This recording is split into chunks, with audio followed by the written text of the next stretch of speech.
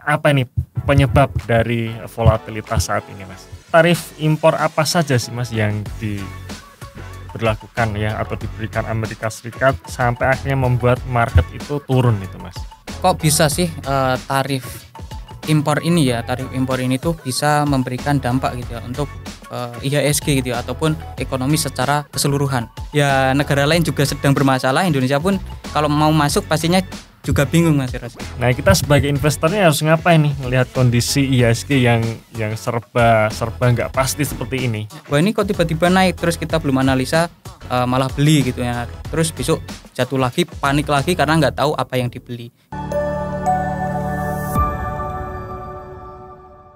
Halo teman-teman investor, kita ketemu lagi di The Investor Mini Talk ya. Dan kali ini kita akan bicara mengenai market. Market hari ini, market saat ini yang masih guncangannya masih volatile, isunya masih sama ya, tarif Trump dan sebagainya, nanti akan kita bahas.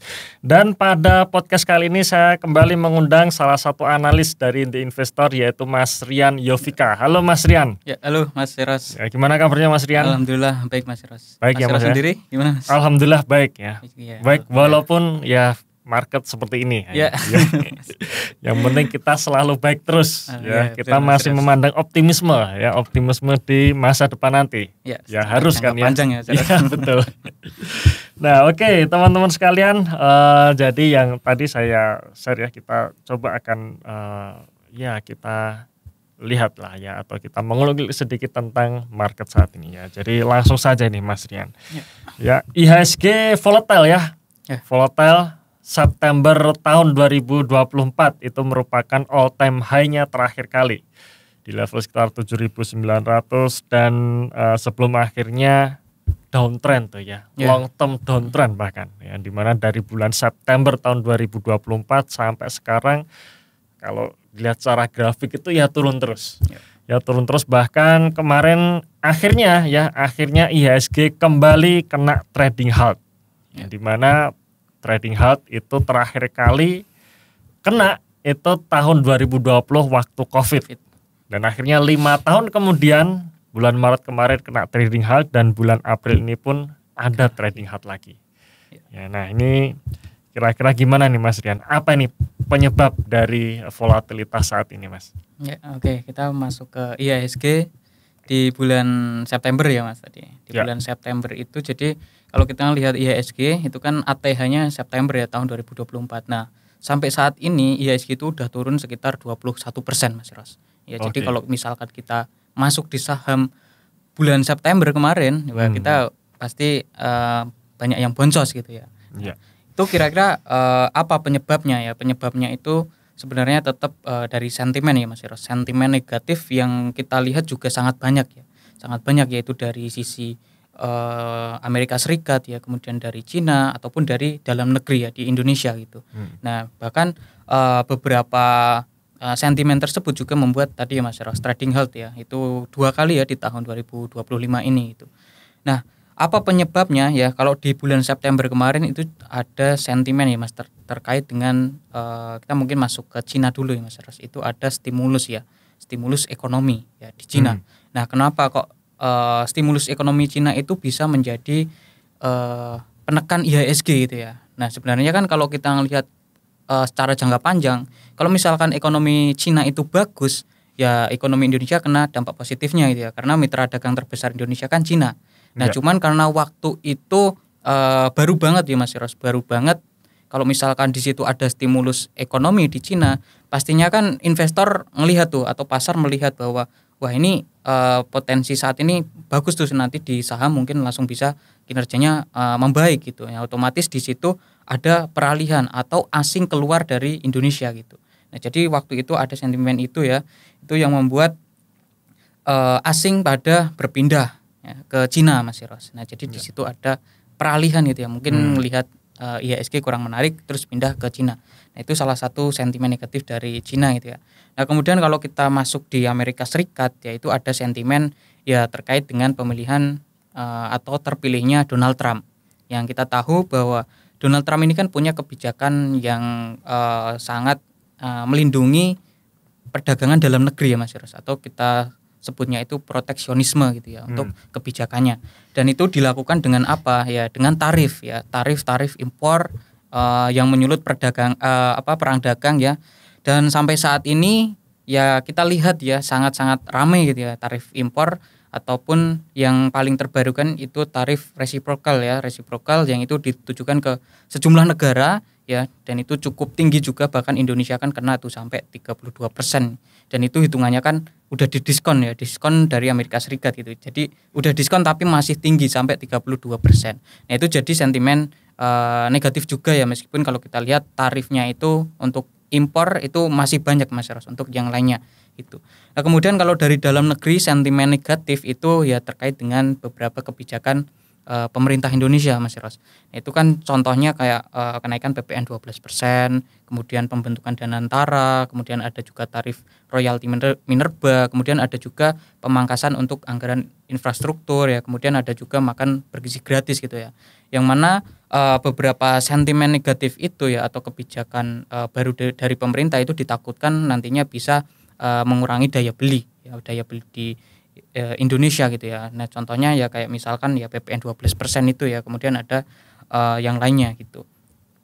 Nah kemudian kalau di Indonesia itu enggak hanya kebijakan aja ya, kebijakan, tapi ada juga data ekonominya. Nah kalau kita lihat kan ya beberapa ya, misalkan dari pertumbuhan ekonomi Indonesia kan melambat tuh dari 5,05% ya di tahun 2023, tahun 2024-nya jadi 5,03%. Ya meskipun masih naik Mas Eros ya, masih bertumbuh gitu ya, maksudnya masih bertumbuh di atas 5%, tapi itu agak sedikit lambat jika dibandingkan tahun 2023 gitu. Nah kemudian kita juga lihat ya di awal tahun 2025 ini Indonesia ngalamin deflasi ya, deflasi bulanan ya, kemudian APBN defisit, penerimaan pajak turun. Nah itu juga jadi sentimen yang negatif buat IHSG ini ya terus melemah gitu.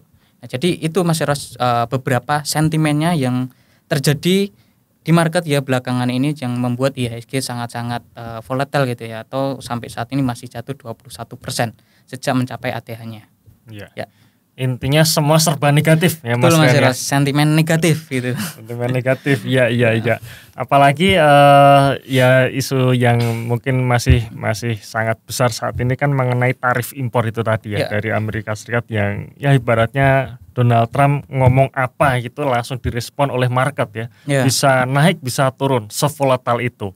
Nah sebenarnya kalau kita bicara mengenai tarif impor itu, sebenarnya tarif impor apa saja sih Mas yang diberlakukan ya atau diberikan Amerika Serikat sampai akhirnya membuat market itu turun itu Mas? Ya oke. Ada beberapa tarif impor ya Mas. Kalau kita lihat awal-awal itu kan ada tambahan tarif impor ya sebesar 10% untuk Cina. Ya. Itu di bulan Februari tahun 2025. Nah itu juga jadi sentimen yang negatif ya. Kenapa? Ya mungkin kita bahas dulu efeknya gitu ya, atau mungkin dampaknya sekalian nih Mas Eros.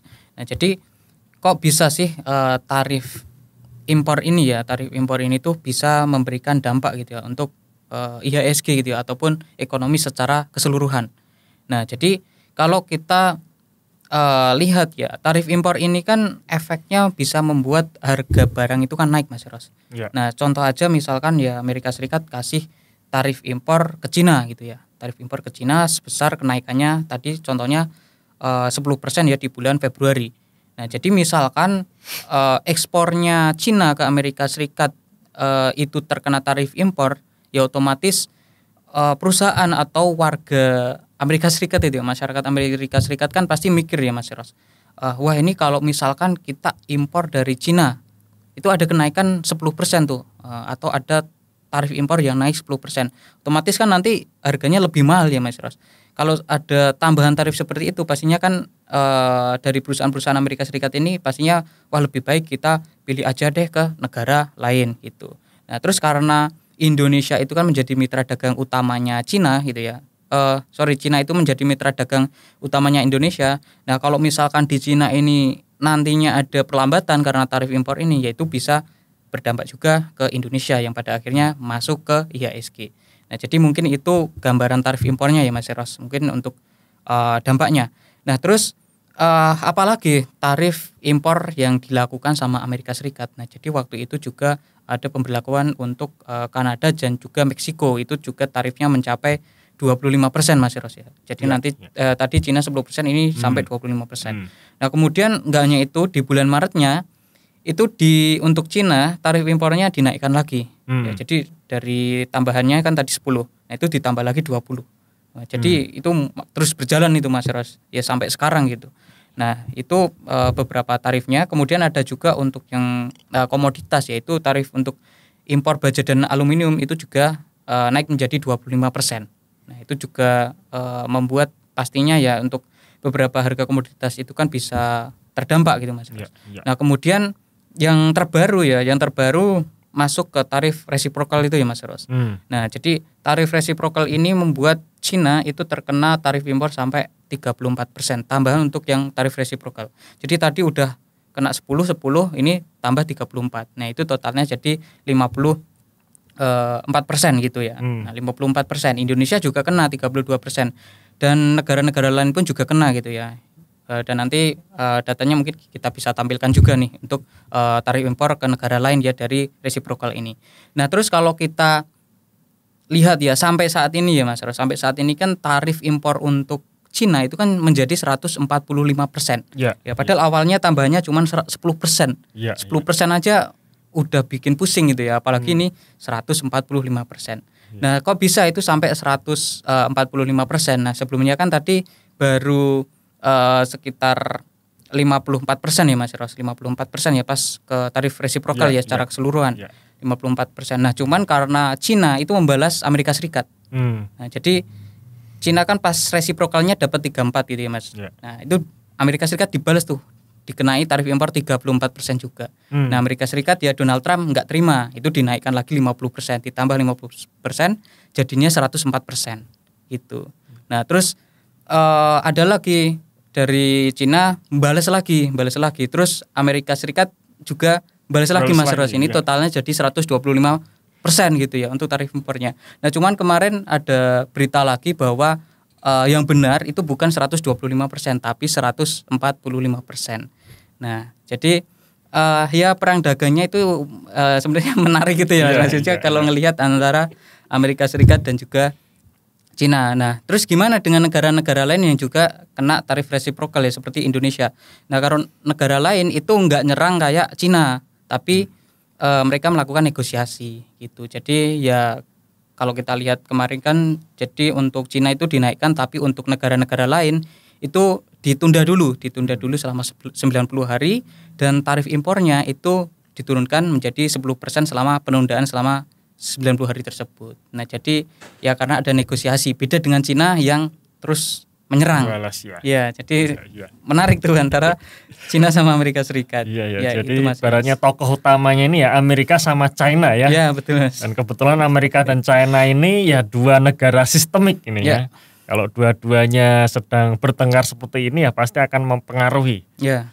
Nah, kalau kita bicara mengenai resiprokal tadi ya, tarif resiprokal yang sempat heboh kemarin itu.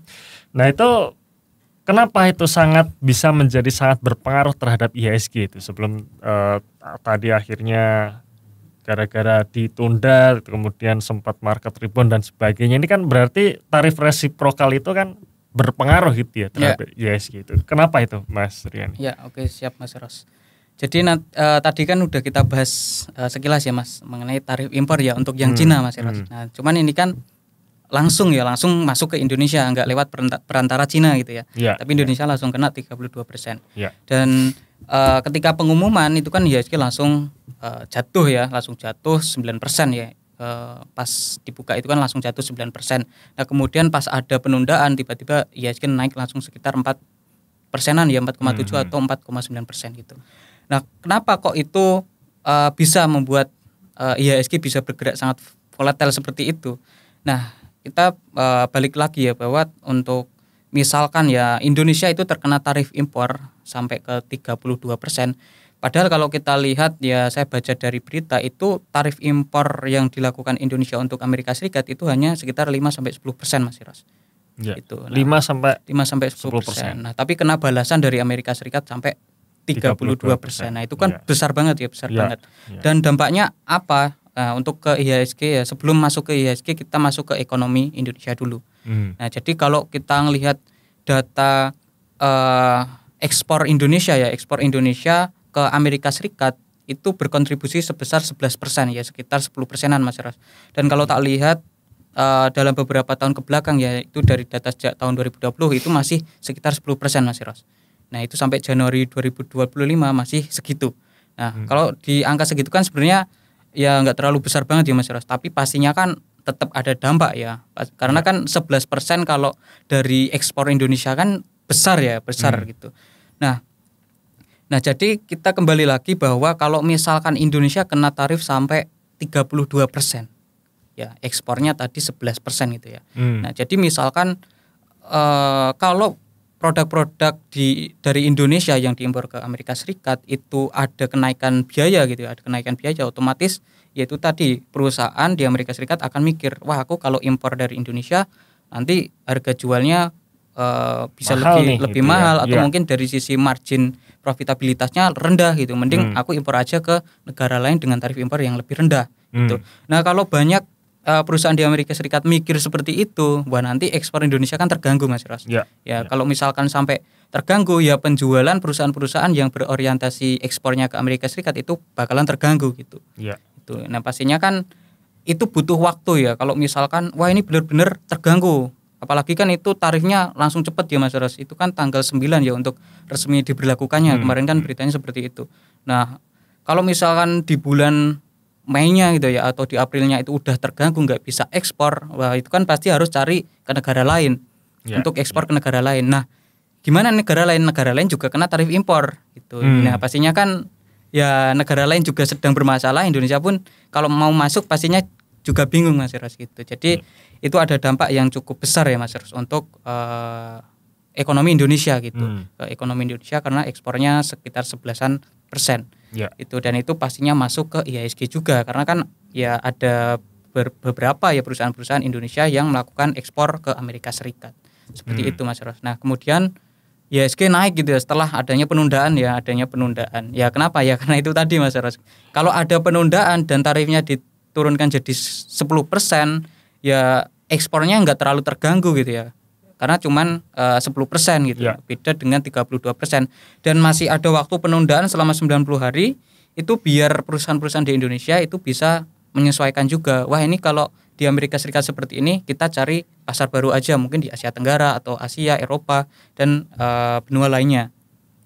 Gitu Mas Eros. Jadi ya dampaknya seperti itu. Jadi masuk ke ekonomi dulu dan masuk ke akhirnya ke IHSG gitu ya. Ekonomi jadi bermasalah ya pastinya IHSG juga akan bermasalah gitu kira-kira ya. Benar Mas Ros. Nah, kalau seperti itu ya terus gimana nih prospek IHSG ke depan nih Mas? Apakah kalau dari pandangannya Mas Rian ini IHSG masih ada potensi turun lagi atau ini sudah mulai ada tanda-tanda rebound nih? Ya, untuk posisi saat ini kalau dilihat sepertinya ya reboundnya itu mungkin baru rebound sehari 2 hari itu Mas Eros. Nanti habis itu turun lagi gitu. Nah, kenapa? Ya karena saat ini kita itu sedang berada dalam kondisi yang ketidakpastian dan itu bisa dilihat dari harga emas. Harga emas kan itu sebagai aset safe haven ya. Jadi buat untuk lindung nilai gitu ya. Dan itu kan biasanya naik karena ya ada ketidakpastian ekonomi gitu ya atau geopolitik global.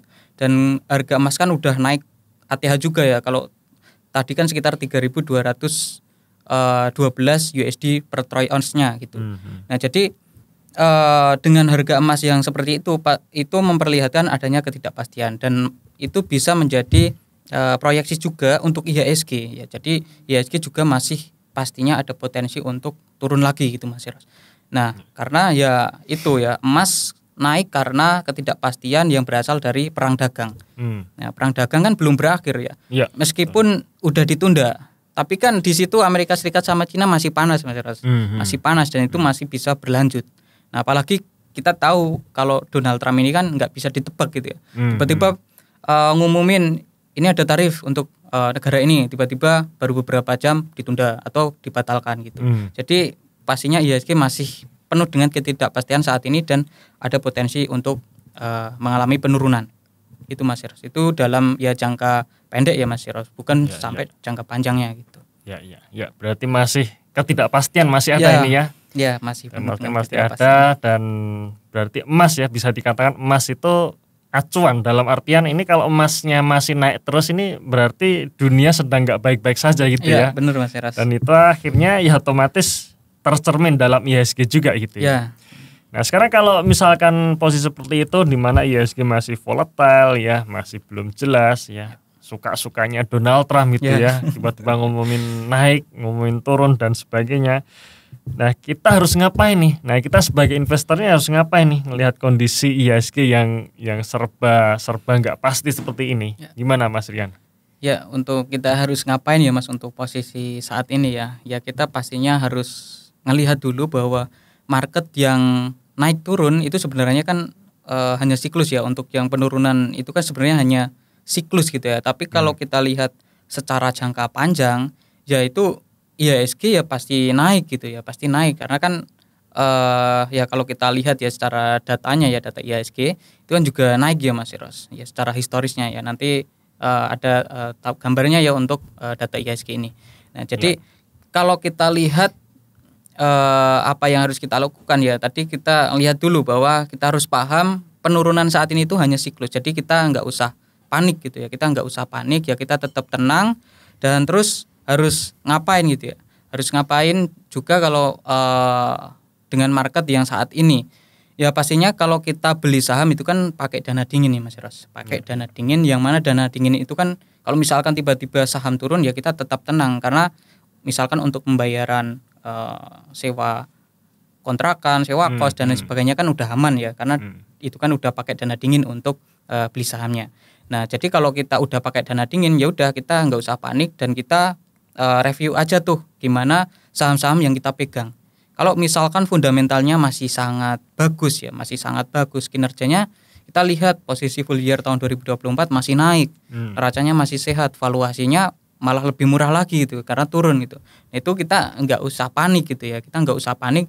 Dan mungkin sebenarnya itu juga bisa jadi acuan kita kalau misalkan wah ini masih menarik, valuasinya udah terlalu murah, nah mungkin kita bisa nyicil juga atau mungkin nambah muatan dan lain sebagainya gitu. Nah tapi pastikan itu tetap ya kembali ke masing-masing individu ya. Kalau untuk aksinya apakah kita mau nyicil atau kita mau tambah muatan ya itu tetap dikembalikan karena kan ya kondisi tiap orang beda-beda dan saham yang dicicil atau tambah muatan pastinya kan beda gitu. Jadi tetap harus disesuaikan.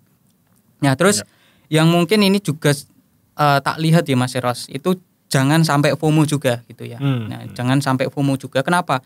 Karena kan kalau misalkan IHSG jatuh kayak kemarin ya trading halt, wah itu pasti banyak yang cut loss tuh, cut loss. Nah kemudian IHSG naik cuma 4% itu ya. Sebelumnya turun 9% pada cut loss. Pas naik 4%, nah itu pada FOMO beli pas sudah naik gitu. Pas naik udah baru beli karena FOMO ikut-ikutan. Wah IHSG udah ribuan gitu. Nah terus besoknya jatuh lagi. Nah intinya jangan FOMO seperti itu ya tanpa analisis fundamentalnya. Karena kan biasanya cuma ikut-ikutan. Wah ini kok tiba-tiba naik terus kita belum analisa malah beli gitu ya. Terus besok jatuh lagi, panik lagi karena nggak tahu apa yang dibeli gitu. Nah, jadi tetap harus kalau melihat fundamentalnya Mas Eros, jadi tetap harus review fundamentalnya. Dan kalau kita sebagai value investor yaitu tadi kita tetap tenang aja ya, kita ya review aja kalau masih bagus ya kita hold aja dengan situasi market yang seperti ini. Itu Mas Eros. Ya, jadi memang intinya adalah jangan panik gitu ya Mas Rian ya. Ya, betul. Jangan panik dan jangan FOMO. Betul, Mas Eros. Ya, karena kebanyakan orang begitu market bergejolak panik. Ya. Biasanya panik itu kenapa? Karena dia tidak tahu apa yang dia beli. Gitu ya. Panik kemudian FOMO ya, IHSG kena trading halt, cut loss semua cut loss. Ya. Begitu naik 4% beli. Ya. Terus besoknya turun lagi. Terus cut loss lagi gitu ya. Ya. Itu yang sering terjadi buat kita kalau misalkan kita memang ya hanya sekedar ikut-ikutan gitu ya. Dan saya setuju dengan Mas Rian ya. Jadi memang ya jangan panik ya, market itu adalah siklus ya, pada akhirnya nanti akan naik lagi begitu ekonomi juga membaik ya. Nah oke, mungkin sampai di sini dulu Mas Rian ya. Dan ya semoga podcast ini bermanfaat ya, dan silahkan nih buat teman-teman yang mungkin baru melihat channel YouTube ini, silahkan subscribe dulu dan jangan lupa teman-teman bisa download ebook watchlistnya ya, karena kami sudah merilis ebook yang bisa teman-teman manfaatkan. Di situ ada 3 watchlist undervalue kita ya, saham undervalue. Ada mindsetnya juga ya, ada insight tentang bagaimana investasi saham jangka panjang dengan benar, dan ebook tersebut free, bisa teman-teman download, linknya di bawah ini. Oke, kita tutup Mas Rian ya. Terima kasih dan sampai jumpa di podcast berikutnya ya. Dadah.